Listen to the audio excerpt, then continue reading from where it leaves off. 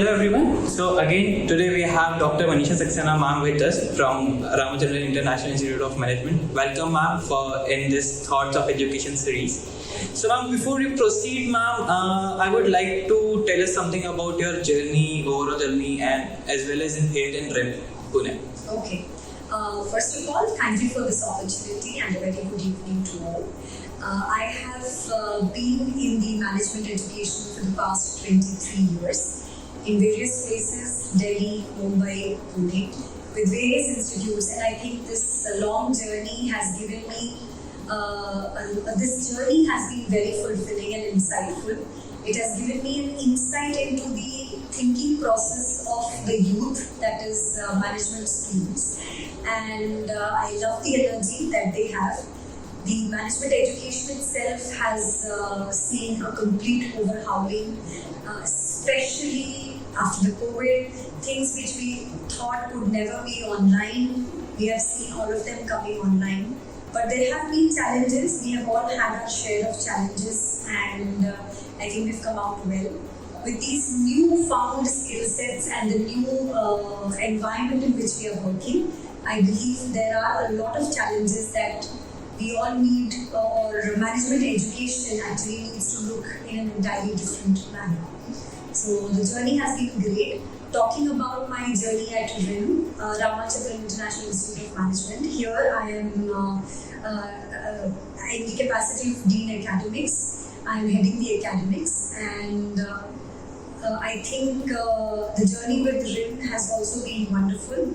We are a growing institute. We have good numbers in terms of students. We have a very futuristic mindset, and I believe again the energy with which the institute wants to grow is really worth being a part of. Thank you. Ma'am, that was very great of you. Like the journey was quite great. So ma'am, moving ahead, like being the Dean of Ramachandra International Institute of Management, what are your roles and responsibility towards the student? Okay. Anyone who's heading the academics, one of the major roles and responsibilities is to see that there is a smooth flow of the whole academic process. Rather, I would say that we touch every part of a student life cycle. So the moment the student is with us, from his entry to his exit, that is, he has to get placed, we touch every aspect of the student life. What is more important is that he is delivered the right content, the content in time, the amount of content, the latest content. So all this, there has to be a structured and a very systematic flow of this. So before the student comes to us, there's a lot of back-end work that has to be done, and that includes understanding what kind of a curriculum that we are going to offer to this student, what kind of certification programs we would like to offer to them, what kind of live projects, what kind of experiences that we would like to give to the students. So all this is a part of the roles and responsibilities at RIIM. And the major thing is that the 2 years the student is with us, we have to see that he turns out, so the input that comes in and the output that goes out, our throughput actually has to make a lot of difference to this what we call as a student who comes to us. Very well explained, ma'am. So ma'am, with this same thing, like going ahead, do you have any extracurricular activities or programs to enhance the skill of students or expose them to real world challenges? I think that's a wonderful question, and a lot of institutes might feel that management education is only about academics and content delivery, but we here at RIIM differ a bit.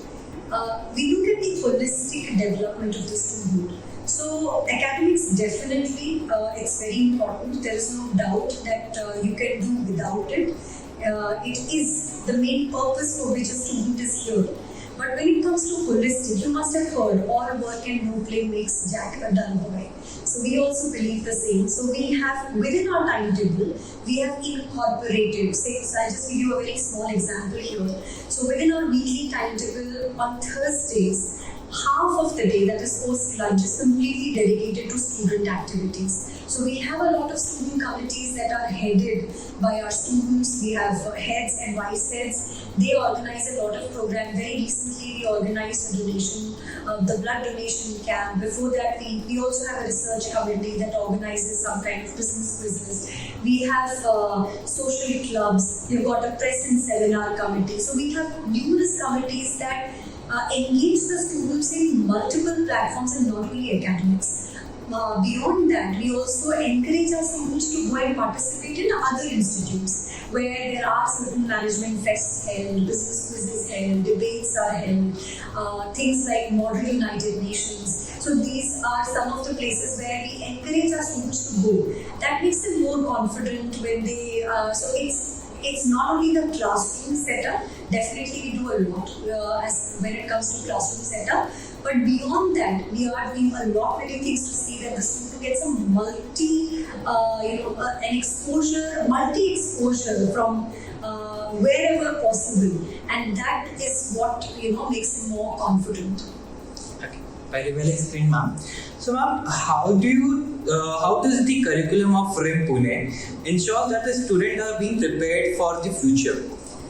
Okay, see, when we are developing our curriculum, it's a PGDM, it's a postgraduate diploma in management approved by AICTE, and it's an autonomous program, and the autonomy is in the kind of syllabus that we can develop. So it gives us a lot of freedom in deciding what we would like to offer to the student over and above the syllabus. Now, because of the interaction we have with the industry, and we encourage our students as well as our faculty members to go and be a part of a lot of industry forums, there are a lot of inputs that we get. So we understand there is also a board of studies that sits where we have experts from the different subjects as well as from the industry. They tell us what is happening in the outside market. What is it that's relevant? So something that's no longer relevant today, we would not like to continue it as a part of a syllabus. And something that has become more relevant, we would like to either put it as a part of a syllabus or offer it as a part of certification. Say for example, things like analytics has become quite in demand. So any management student is expected to understand the concept of analytics. So we do have certifications in the area of analytics, digital marketing, even in the area of HR, right? So why we are doing all this? Because that will equip our students to handle the future challenges that they have, or some contemporary issues that we can see are already there in the environment. Very well explained, ma'am. Ma'am, I'm curious about one thing, like how do you try to bring in practical approach towards the subject and make it like more industry oriented? Okay, so one of the things in our whole curriculum is 8 weeks of summer internship program that our students have. And these summer internship programs are done in the organization. So the student has to be available, he has to be present in the organizational premises for a period of 2 months. He works with a company guide along with the faculty guide on a live project that's given to him by the organization, and which is on a constant basis monitored both by the company guide as well as the faculty guide. And there's a report that the student writes, there is a presentation of his report that he does. He also gets a constant evaluation and a feedback of what he's doing both by the faculty as well as by the company guide. I think this kind of an experiential learning that he or she has in his or her functional area of interest helps the student to have more industry relevant experience in terms of his.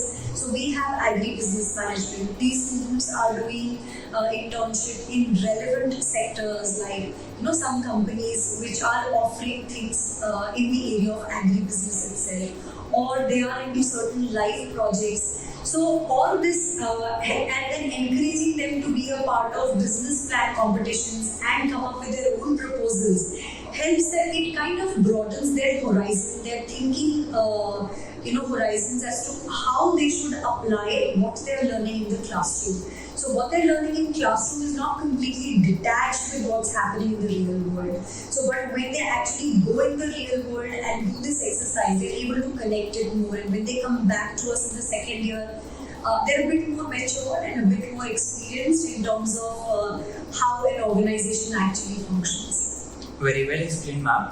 Ma'am, moving forward, like how does the institute enhance the skill of the faculty and prepare them according to the industry standards?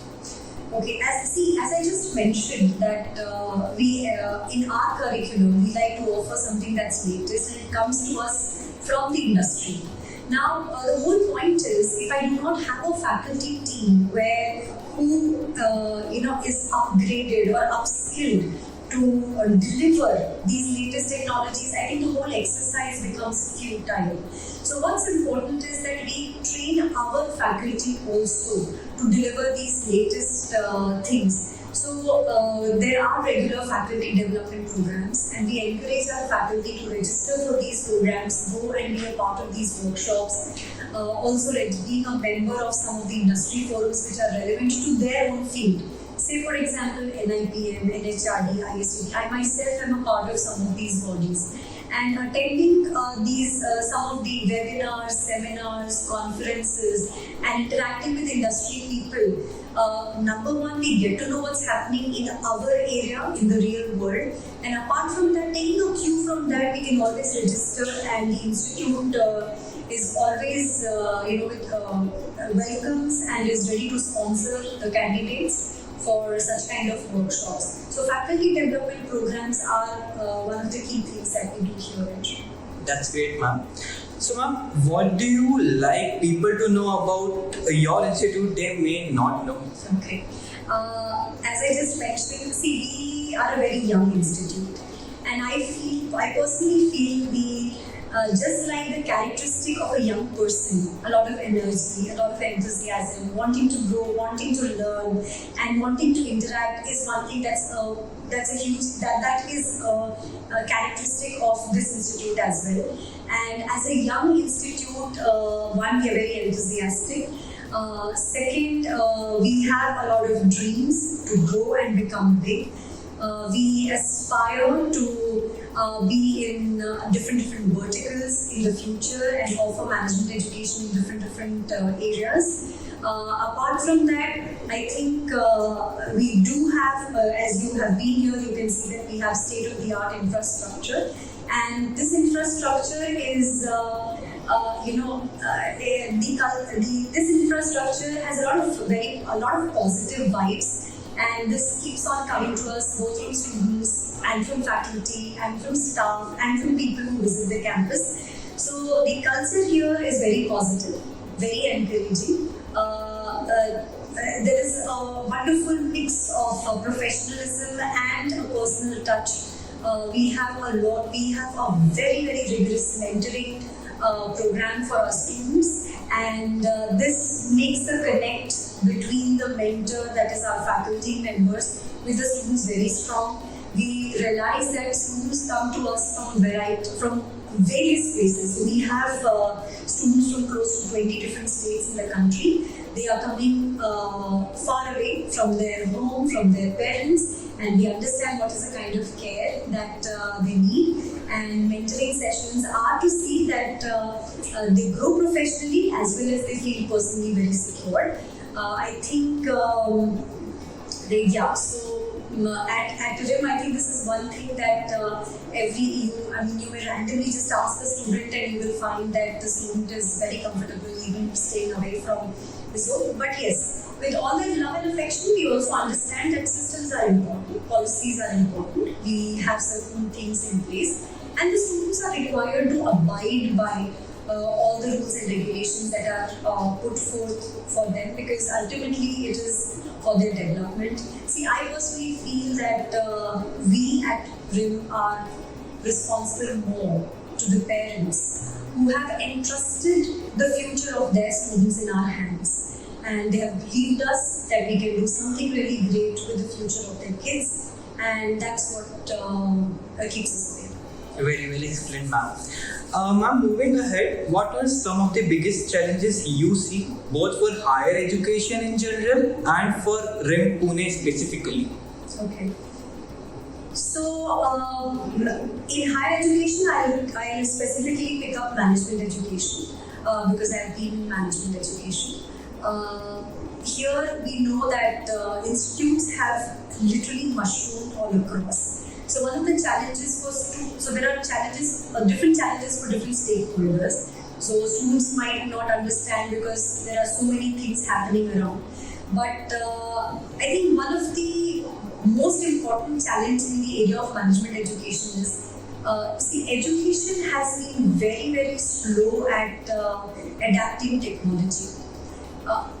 It won't be completely right to say courtesy COVID, but yes, it did happen because of COVID that immediately the tech sector went down and education sector had no choice but to adopt and adapt technology. Technology has its own pros and cons, and a lot in management education now, after experiencing the online vertical of education, a lot of institutes have gone online. But I still feel that there is no substitute to physical education and peer learning. You can take a lot many things online, but the importance of a physical education is not going to go away.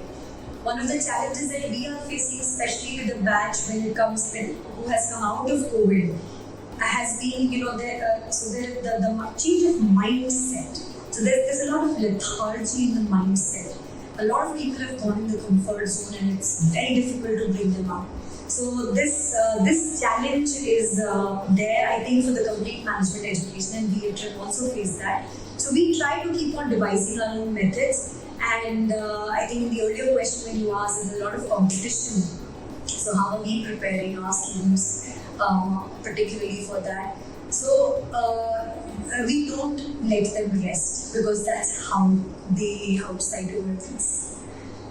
Okay, ma'am, very well explained. Ma'am, just last question, and this is, I guess, for me, this is one of the most important questions. Wherein, like, any suggestion you would like to give to a current youth and aspiring students? I think youth has a lot of advantage in terms of their age, their energy, they need to channelize all that. And they have a lot of advantage because there's a lot of exposure in terms of, because of the internet that we have. And they should utilize all these things that they have to their advantage. And to actually leverage these opportunities and facilities that they have, they need to have some kind of a guidance. And so they should not, even if Google might be your mentor or coach, you should not disregard, or rather you should not think that you do not need an in-person coach, whosoever it is. Because that guidance can make a lot of difference in where you take your life from here. And at times I feel that this is one missing aspect in many of the aspirants or the youth today. And I'm sure that if they find someone, they can entrust their career and profession who can guide them, they will definitely do great. So we have a lot of hopes. I personally have a lot of hopes in the youth, and I'm very positive that with their kind of energy and their futuristic thought process, they will do wonders with their lives and the country. Thank you so much, ma'am, for your time. Thank you so much for your thoughts. And I hope that all these things will help students. And thank you for giving your time at College Dunia. Thank you for the opportunity.